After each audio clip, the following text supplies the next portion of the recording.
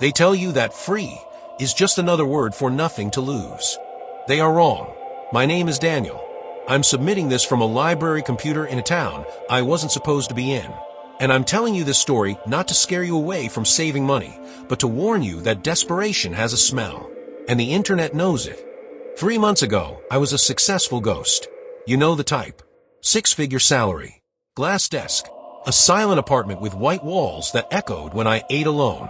I had everything, except the one thing I was about to look for on a Tuesday night at 11:47 p.m. A friend. I wasn't looking for furniture, but the ad said, rocking chair. Very old. From a closed-down nursery. You take it, you save me a trip to the dump. The photo was terrible. Blurry.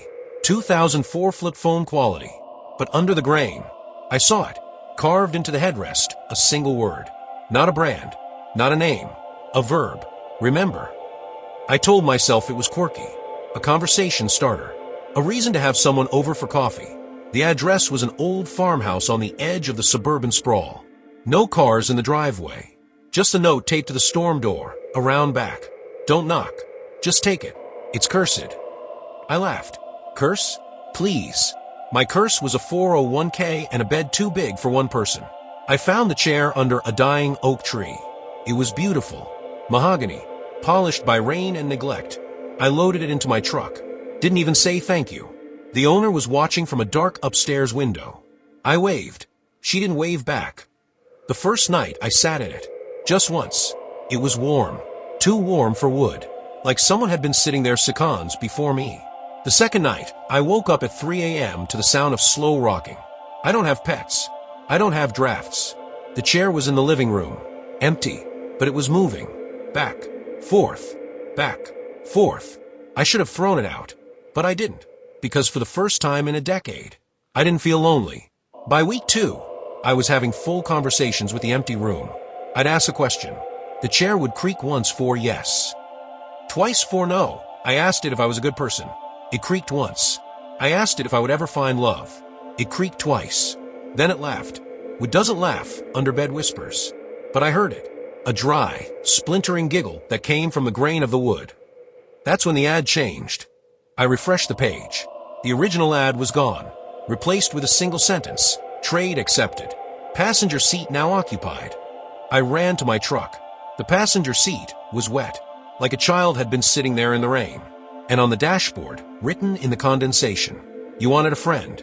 I wanted a body. Meet me at the nursery. I drove, because horror protagonists are idiots, but also because I had already lost my job by then. Called into HR that morning. Daniel, they said, you haven't slept in 2 weeks. Who is the little girl you keep talking about in meetings? I didn't have a little girl. The nursery was a burned-out husk. But out front, on a single swing, hanging from a blackened beam, sat a woman. The same woman from the farmhouse window. She was knitting a scarf. No yarn, just shadows. She didn't hiss. She didn't float. She just sighed and said, "You're the 7th one this year who thought a cheap friend was better than being alone." I asked her what she wanted. She held up the scarf. It was made of receipts, credit card statements, pay stubs. My entire lonely, overworked, successful life knitted into a gray loop. You gave me the chair, she whispered. I gave you a week of company. The deal is done. But Daniel, the chair didn't cost you everything. Your fear of silence did. She stood up. Go home. Sell the fancy desk. Adopt a cat with a dumb name. Call your mother. The only curse here is believing you have to earn the right to be loved. I blinked. The nursery was gone. Just an empty field. My truck was there. The rocking chair? Disintegrated in the bed. Ash and splinters. But on my driver's seat, a single real yellow dandelion. And a note, "You're not a ghost, Daniel. You're just shy. Now go bother the living." I didn't get my job back, but I got my life back. I learned that free on the internet is never free.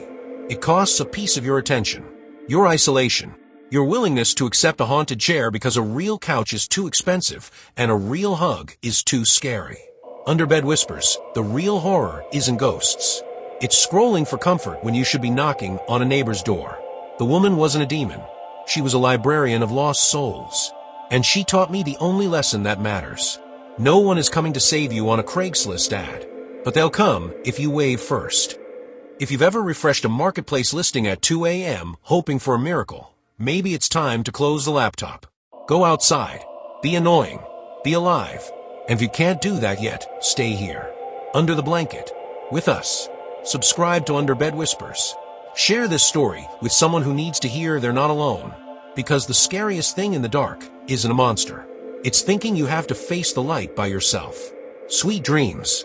Or don't. We'll be here either way.